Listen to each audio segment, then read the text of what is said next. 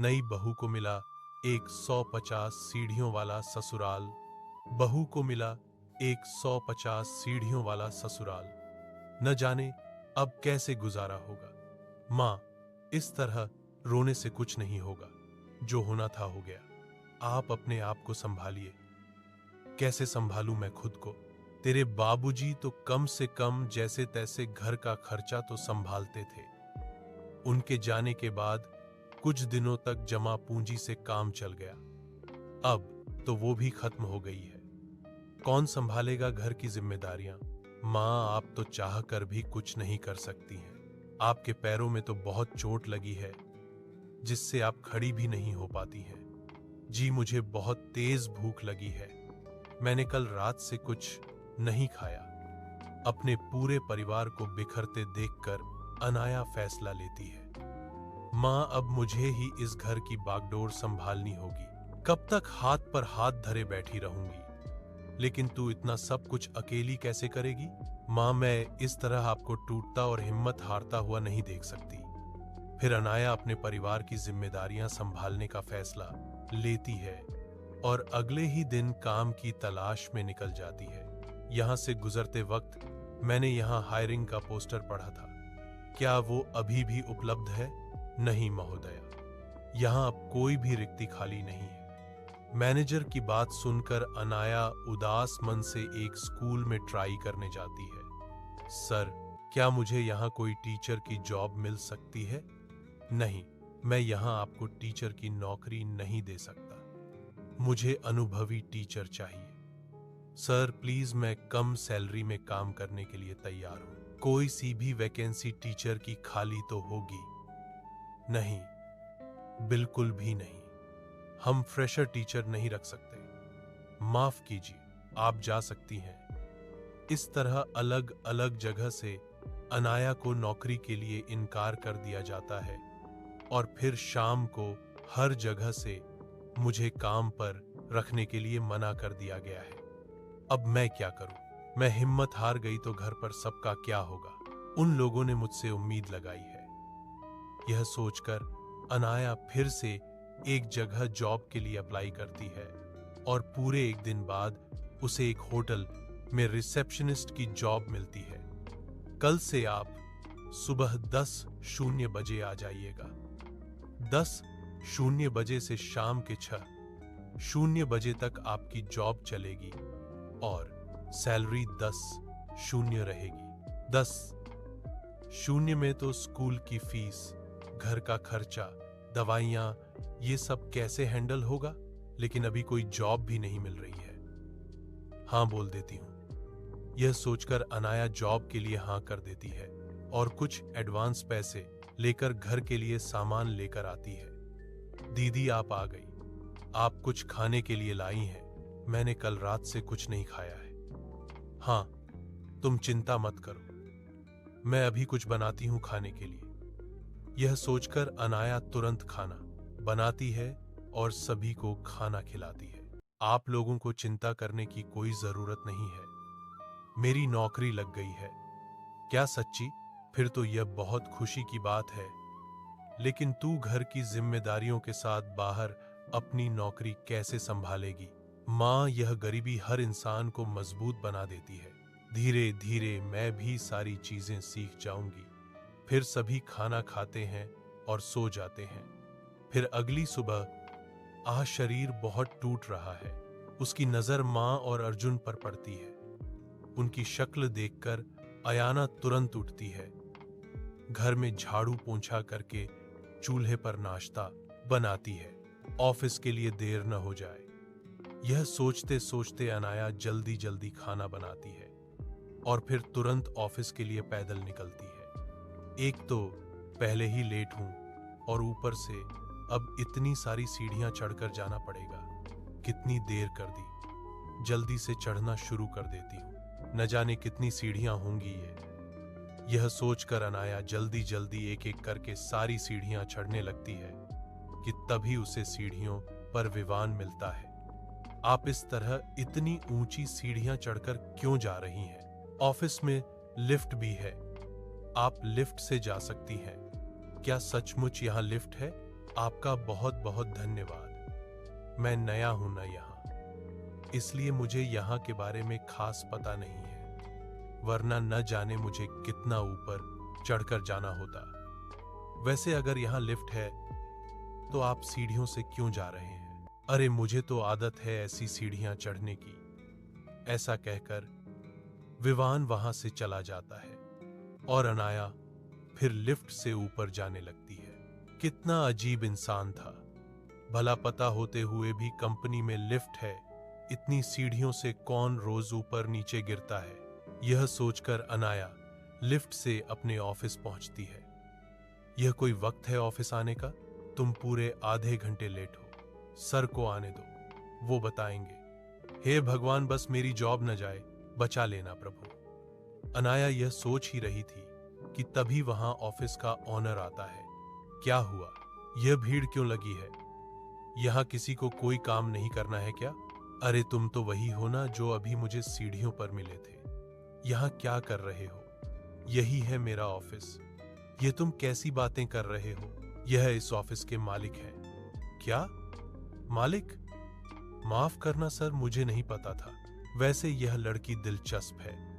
हाँ, कोई बात नहीं, चलो अब सब अपने अपने काम पर लग जाओ। इसी बात पर सभी अपने अपने काम पर लग जाते हैं और अनाया रिसेप्शनिस्ट की जिम्मेदारियां संभालने लगती है। फिर पूरा दिन बीतता है और शाम को वह घर लौटती है।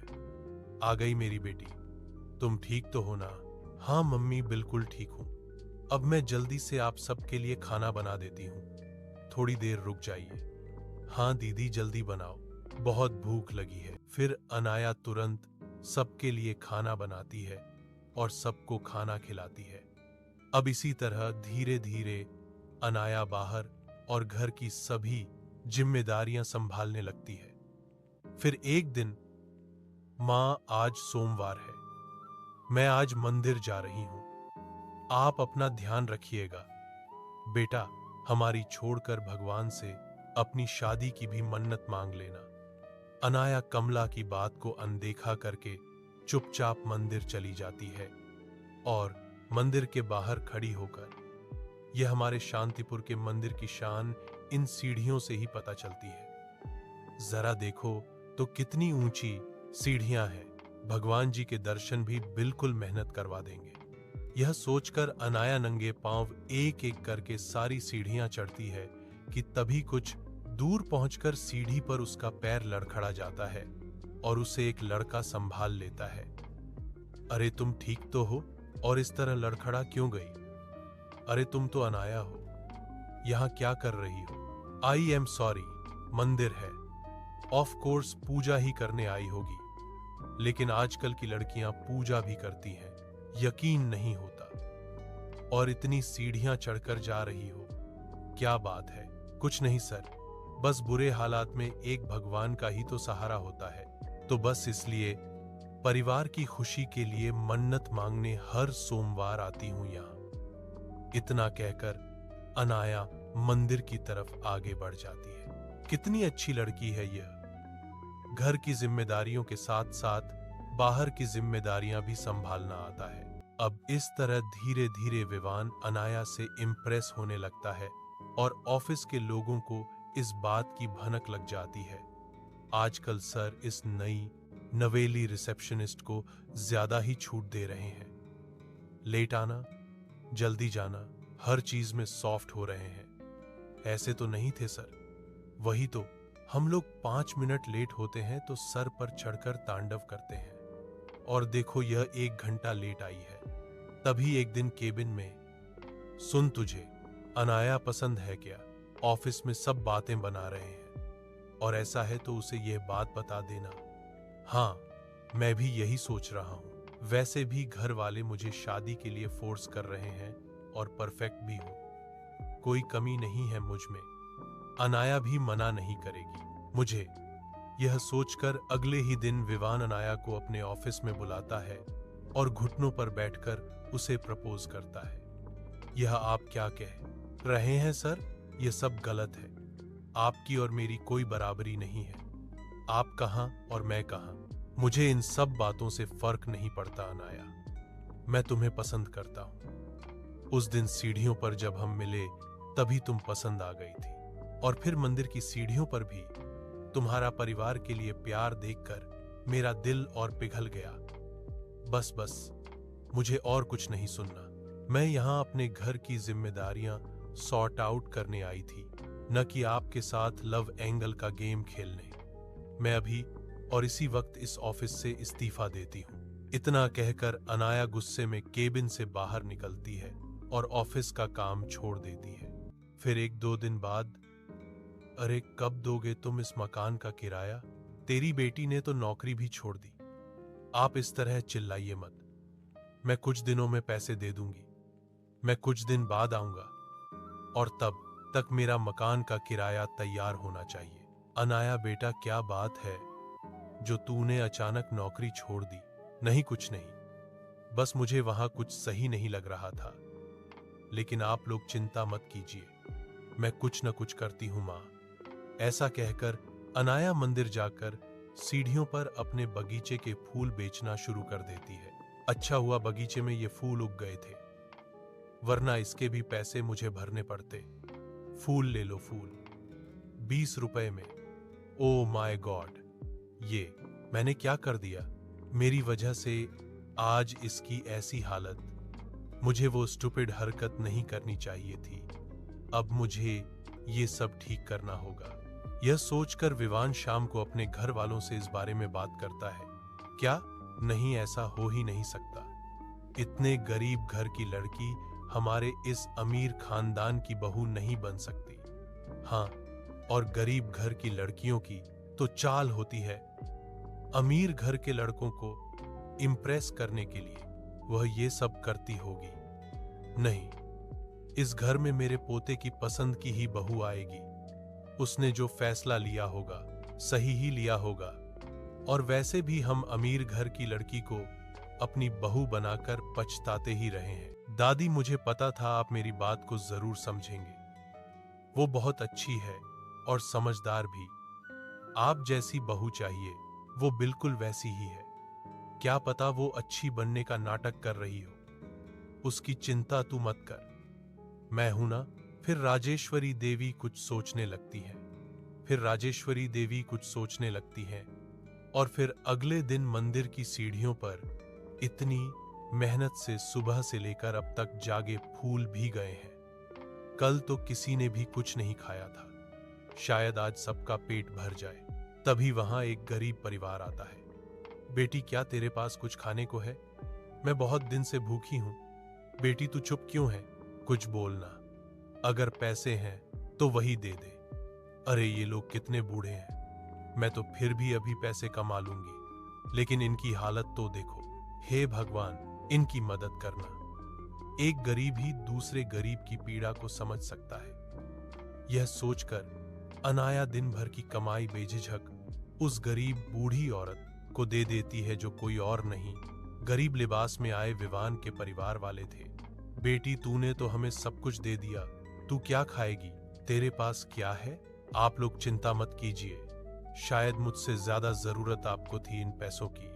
अनाया की यह बात सुनकर मीरा और राजेश्वरी देवी बहुत ज्यादा खुश हो जाती हैं और अनाया का स्वभाव उन्हें पसंद आ जाता है। अगले दिन विवान के परिवार वाले अनाया के घर में बैठे होते हैं। जी बहन जी, मेरी तरफ से यह रिश्ता तय है। इतने अच्छे परिवार का रिश्ता मैं नहीं ठुकरा सकती। यह दीदी की शादी होगी, मजा आएगा। तभी वहां अनाया आती है पर्दा हटाते हुए। यह सब क्या चल रहा है? और विवान सर, आप यहाँ, यह सब कौन है? अरे ये सब मेरे परिवार वाले हैं और हम सब यहाँ तुम्हारा हाथ मांगने आए हैं। नहीं, मैं यह शादी नहीं कर सकती। मुझे मेरी माँ और मेरे भाई को अकेला नहीं छोड़ना। मुझे यह मंजूर नहीं है। अनाया, तुम उसकी चिंता मत करो। तुम्हारी माँ और तुम्हारे भाई का ख्याल मैं रखवाऊंगा। देखो अनाया बेटा, एक न एक दिन सबको शादी करनी पड़ती है और मैं बढ़िया से तेरे हाथ पीले होते देखना चाहती हूँ। तुझे मेरी कसम है बेटा। कमला की कसम की वजह से अनाया को कमला की बात माननी पड़ती है और कमला भी विवान की इस बात से इम्प्रेस हो जाती हैं कि वो उसकी माँ और भाई का ख्याल रखवाएगा। कुछ दिनों में पारंपरिक तरीके से अनाया और विवान की शादी हो जाती है।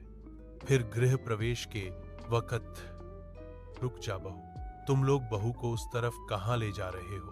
अनाया, बहू चल, तू मेरे साथ चल। राजेश्वरी देवी अनाया को अपने साथ 150 सीढ़ियों के पास ले जाती है। छोटी बहू, तुझे इन कोरास की सीढ़ियों को पार करके ही ससुराल में गृह प्रवेश करना होगा, फिर ही तू हमारे घर की बहू कहलाएगी। क्या मेरे ससुराल में इतनी सारी सीढ़ियां हैं? तभी उसे याद आता है कि ऑफिस में विवान जी ने अपनी आदत बताई थी। हाँ बहू, अब इन 150 सीढ़ियों को पार करके तुझे अपने ससुराल पहुंचना है और तभी तेरा गृह प्रवेश होगा।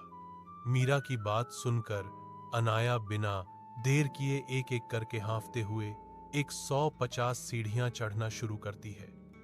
उसके साथ उसका ससुराल भी देख रहा होता है।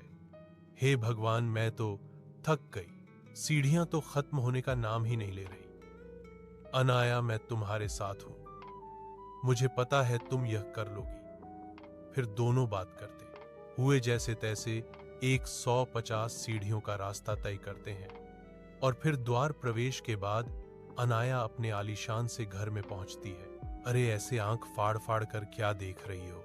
इतना बड़ा घर देखकर सदमे में मत चले जाना।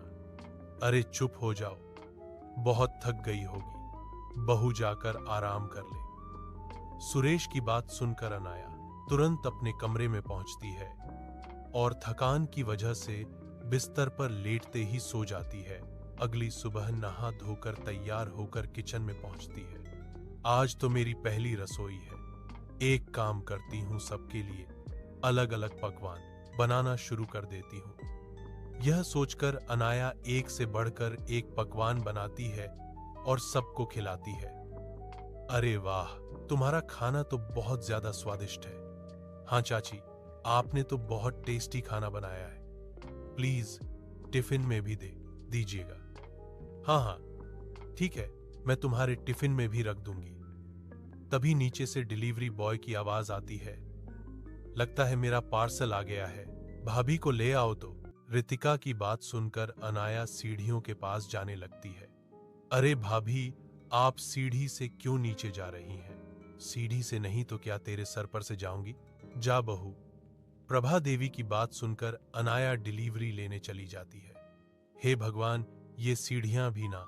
अनाया जैसे तैसे नीचे जाकर पार्सल लेती है और फिर ऊपर आती है। पार्सल लेकर वह किचन में जाती है। हे भगवान, घर में तो सब्जी भी नहीं है, अब क्या करूं? तभी किचन में अनाया की जेठानी करुणा आती है। सब्जियां खत्म हो गई हैं, तो खड़े खड़े किचन में सब्जी उगाओगी क्या? सीढ़ियां उतरकर बाजार जाओ और सब्जियां लेकर आओ। ठीक है जेठानी जी। इतना कहकर अनाया सीढ़ियों के पास आकर खड़ी हो जाती है। वैसे ही मेरा वजन कम है, 150 सीढ़ियों पर उतरने चढ़ने में तो मेरा वजन सिर्फ 150 ग्राम रह जाएगा, पर सब्जियां तो लानी पड़ेगी। इसी तरह सीढ़ियां गिनते हुए अनाया नीचे उतरती है और बाजार चली जाती है। क्या दूं आपको? 1 लौकी, 250 ग्राम परवल और 1 किलो आलू टमाटर दे दीजिए। कितना होगा भैया? 50 रुपए। भैया सही दाम लगाकर सब्जी दीजिए। अरे मालकिन, आप आई हैं आज, बाकी सब कहां गए? वैसे भी ये आपके घर वाले पागल लगते हैं। देखो घर इतना अच्छा है, लेकिन सीढ़ियां मंदिर जैसी बनाई हुई हैं। आप अपने काम से काम रखिए भैया। अनाया सब्जी वाले से सब्जियों का ठेला लेकर अपने घर की तरफ आने लगती है। अपने घर की सीढ़ियों के पास पहुंचकर, चल अनाया, शुरू हो जा। अनाया दोबारा हाँफते हुए 150 सीढ़ियां चढ़कर ऊपर आती है। तभी खिड़की से झोंक रही करुणा कहती है, परीक्षा तुम्हारी ली जा रही है तो हम क्यों 150 सीढ़ियां उतर कर आए, बड़ी आई फेवरेट बहू बनने। ऐसे कुछ दिन बीतते हैं और एक दिन रितिका सीढ़ियों के नीचे खड़ी होती है। हे भगवान, मैं फिर से अपना आईडी कार्ड भूल गई। अब आईडी कार्ड लेने दोबारा 150 सीढ़ियां चढ़कर ऊपर जाना पड़ेगा। और कितने दिन तक यह नाटक करना होगा हमें। तभी कुछ देर सोचकर रितिका कहती है, मैं क्यों परेशान हूं? जिसकी वजह से यह परेशानी है वही परेशान हूं। इतना कहकर रितिका अनाया को फोन करती है। हाँ नंदिनी जी, बोलिए। मैं अपने कॉलेज की आईडी अपने कमरे में भूल गई। मैं घर के नीचे खड़ी हूं।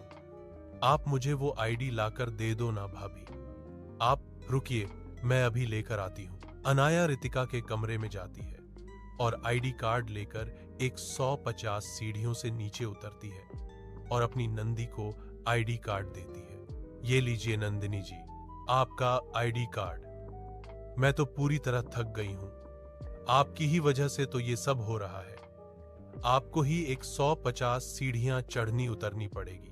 इतना कहकर रितिका मुंह सीधा करके चली जाती है। मैं कुछ समझी नहीं नैना जी, मेरी वजह से यह सब कैसे? ऐसे ही कुछ दिन बीतते हैं और एक दिन रितिका और करिश्मा कमरे में बात कर रही होती हैं। नैना जी, आखिर और कितनी देर तक यह सब सहना पड़ेगा? इसकी परीक्षा में तो हम भी पिस रहे हैं। यह सब दादी की वजह से हो रहा है। उन्हें तसल्ली कहां होती है। हर एक चीज उन्हें परख कर चाहिए होती है। तभी कमरे में मीरा आती है। बड़ी बहू, नीचे से फूल लेकर आजा पूजा के लिए। ठीक है माँ जी, वापस तो मत आना। कुंभकर्ण की तरह मीरा वहां से चली जाती है और करिश्मा तुरंत जाकर यह काम अनाया को बोल देती है। ठीक है जेठानी जी, मैं अभी नीचे से फूल माला लेकर आती हूँ। फिर से अनाया सीढ़ियों का सफर तय करके नीचे से फूल माला लेकर आती है।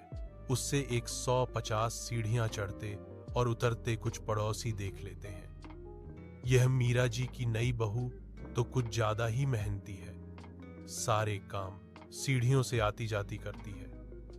कमाल है, घर वाले भी कुछ नहीं कहते। हाँ, वही तो, जैसे मानो कभी थकती ही ना हो। कहाँ है वह करिश्मा? आलस की दुकान और यह इतनी फुर्तीली। अब धीरे धीरे यह सारी बातें आस पास में भी फैलने लगती हैं और सभी अनाया की तारीफ करते हैं। वहीं अनाया सोचती है, मेरे ससुराल वालों को 150 सीढ़ियों से इतना प्यार क्यों है? न एक सीढ़ी ज्यादा और न एक सीढ़ी कम। क्या है इसके पीछे का राज?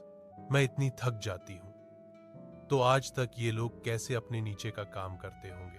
अब इसी तरह एक दिन जब अनाया अपनी सास के पैर दबा रही होती है तो आप तो इस घर की मुखिया हैं, आपको तो जरूर पता होगा कि आखिरकार इन 150 सीढ़ियों का राज क्या है।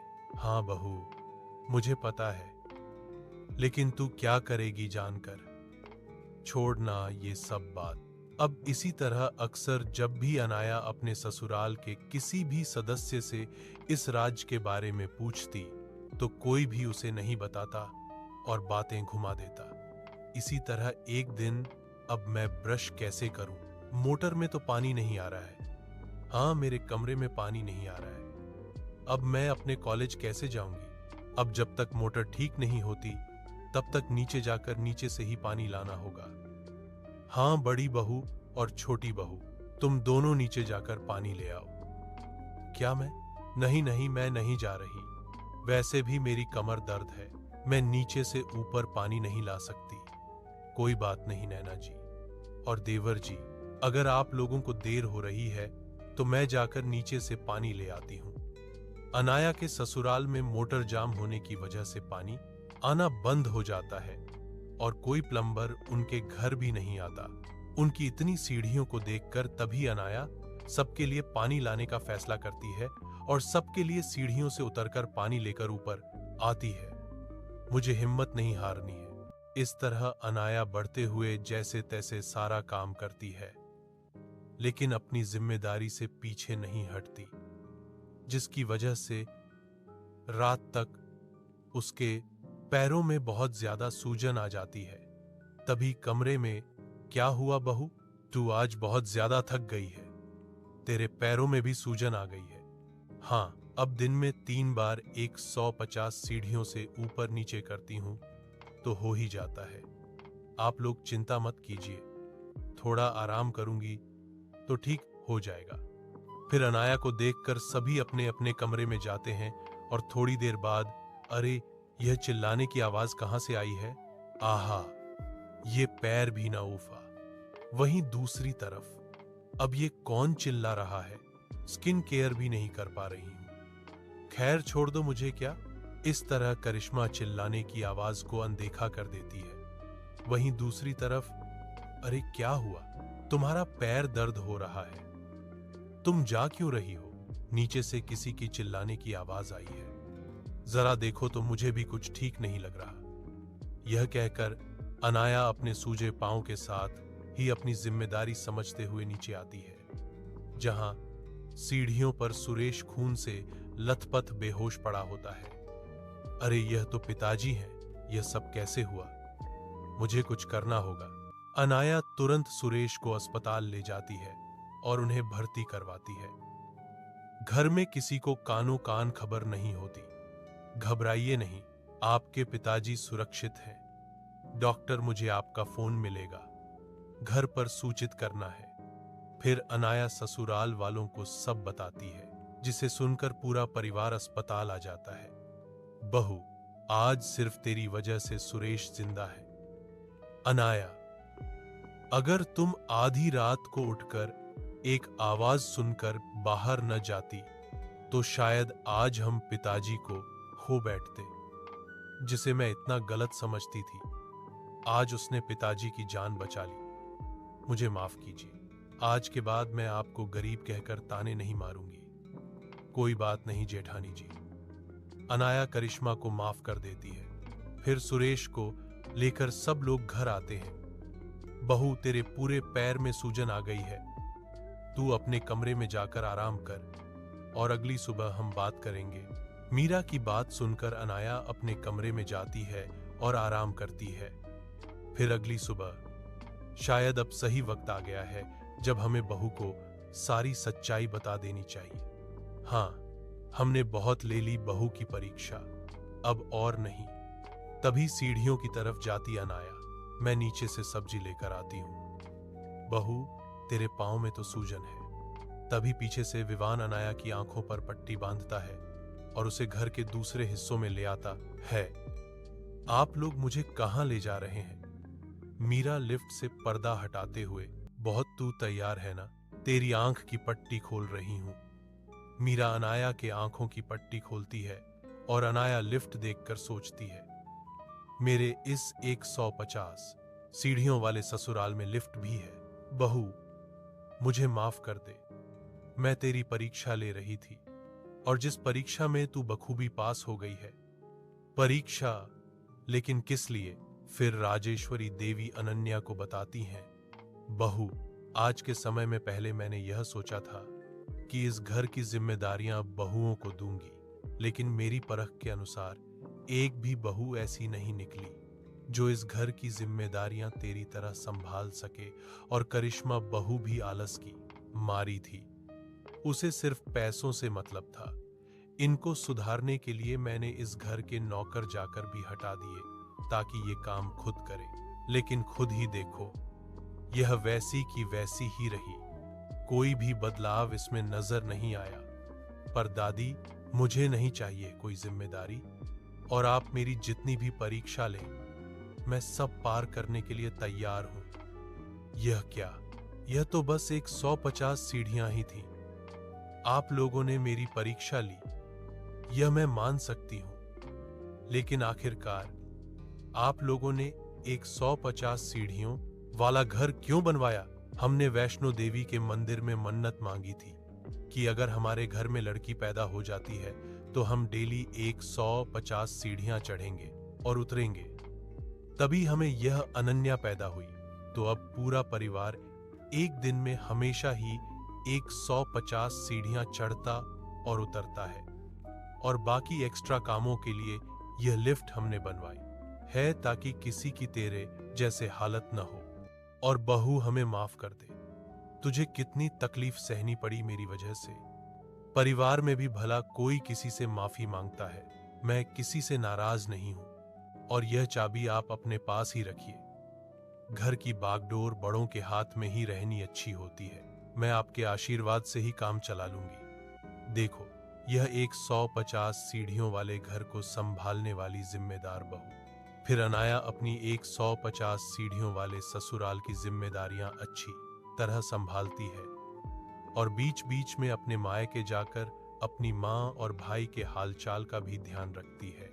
इस तरह अब वो अपने 150 सीढ़ियों वाले ससुराल में खुश रहती है और अब लिफ्ट का इस्तेमाल करके सभी जिम्मेदारियों को बखूबी निभाती है। अगर सच्चे दिल से किसी चीज को करने की ठान लो तो इसका परिणाम हमेशा अच्छा ही होता है।